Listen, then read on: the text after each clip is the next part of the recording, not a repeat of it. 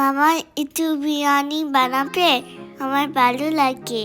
ওকে মাম্মা, চলো তাহলে আজ বানিয়ে ফেলি বাঙালি বিরিয়ানি, কেমন? ওকে মামা। চিকেন ম্যারিনেশনের জন্য দিয়ে দিয়েছি পরিমাণ মতো আদা রসুনের পেস্ট, আর দিয়েছি পরিমাণ মতো হলুদ গুঁড়ো, আর ব্যবহার করেছি লাল লঙ্কার গুঁড়ো, পরিমাণ মতো কাশ্মীরি লঙ্কার গুঁড়ো, আর দিয়েছি জিরে গুঁড়ো আর ধনে গুঁড়ো। আমি ম্যারিনেশনে লেবুর রসও ব্যবহার করেছি, এটা কিন্তু পুরোটাই অপশনাল। আর এখানে ব্যবহার করেছি টক দই, আর দিয়েছি পরিমাণ মতো নুনটাও আমি এখানে একটু অন্য সময় চিকেন ম্যারিনেশন করতে যতটা লাগে তার থেকে একটু বেশি ব্যবহার করেছি। আর দিয়েছি গোলমরিচের গুঁড়ো, আর দিয়েছি এভারেস্টের বিরিয়ানির মশলা, আর অবশ্যই সাদা তেল। তারপর সারা রাতের জন্য আমি খুব ভালো করে মাখিয়ে ফ্রিজে ম্যারিনেট করে নিয়েছিলাম। আমি সেদ্ধ আলুটাকে একটা কাঁটা চামচের সাহায্যে একটু ফুটো ফুটো করে নিয়েছি, যাতে নুনটা ভেতরে ঢোকে। নুন হলুদ দিয়ে তারপর সেদ্ধ করা আলুগুলোকে ভালো করে ভেজে নিয়ে এখানে আমি ইন্ডিয়া গেটের লং গ্রেন রাইসটা ব্যবহার করেছি, আপনারা যে কোনো বাসমতি চাল ব্যবহার করতে পারেন। আর দিয়ে দিয়েছি তাতে পরিমাণ মতো নুনের পরিমাণটা এখানে এতটা ব্যবহার করেছি যাতে জলটা নোনতা হয়ে যায়। আর দিয়ে দিয়েছি পরিমাণ মতো সাদা তেল, গোলমরিচ, এলাচ, দারচিনি, লবঙ্গ, জয়িত্রী, আর অবশ্যই তেজপাতা। আমি এখানে চালটাকে 80% মতো সেদ্ধ করে নেব। পুরোটা সেদ্ধ কখনোই করব না, তাহলে কিন্তু যখন দম দেব চালটা একেবারে গলে যাবে। গোটা গরম মশলা হিসেবে এখানে ব্যবহার করেছি আমি এলাচ, দারচিনি, গোলমরিচ, জয়িত্রী, আর নিয়ে নিয়েছি পেঁয়াজ। আমি এখানে পেঁয়াজের বেরেস্তা বানিয়ে নেব, তাই জন্য পেঁয়াজটাকে আমি তেল আর ঘিয়ের মধ্যে ভালো করে ভেজে নেব।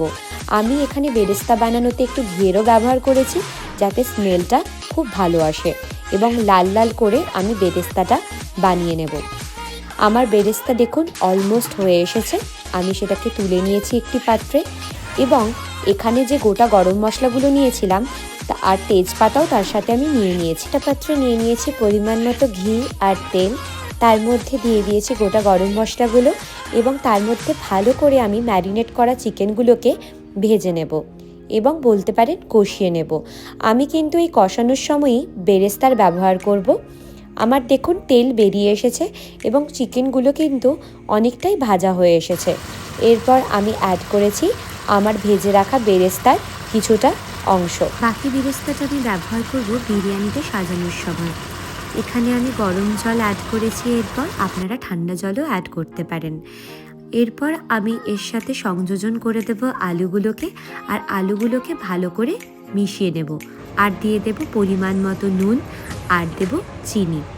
এরপর ভালো করে ঢাকা দিয়ে আমি মাংসটাকে কষিয়ে নেব, এবং যাতে আলুগুলোর মধ্যে নুন ভালো করে ঢুকে যায়।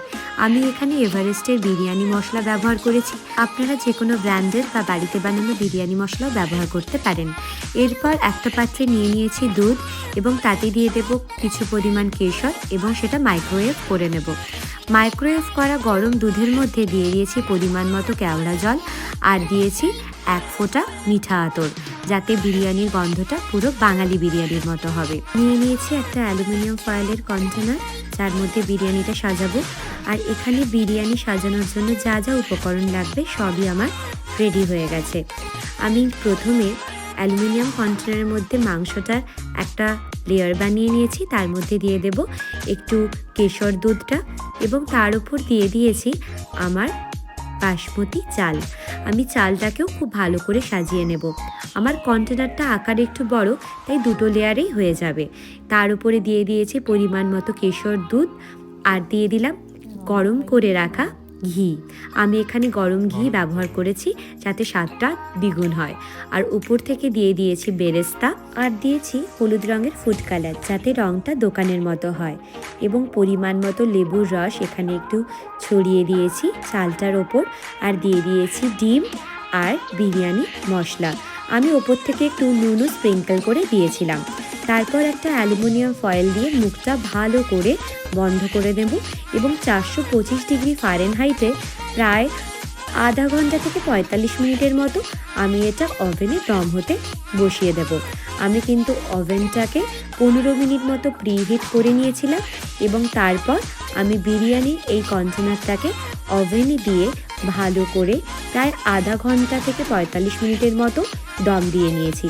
দেখুন আমার বিরিয়ানি একদম রেডি। মাম্মা কি সুন্দর গন্ধ, তাই তোমার ভালো লেগেছে? খুব ইয়াম্মি।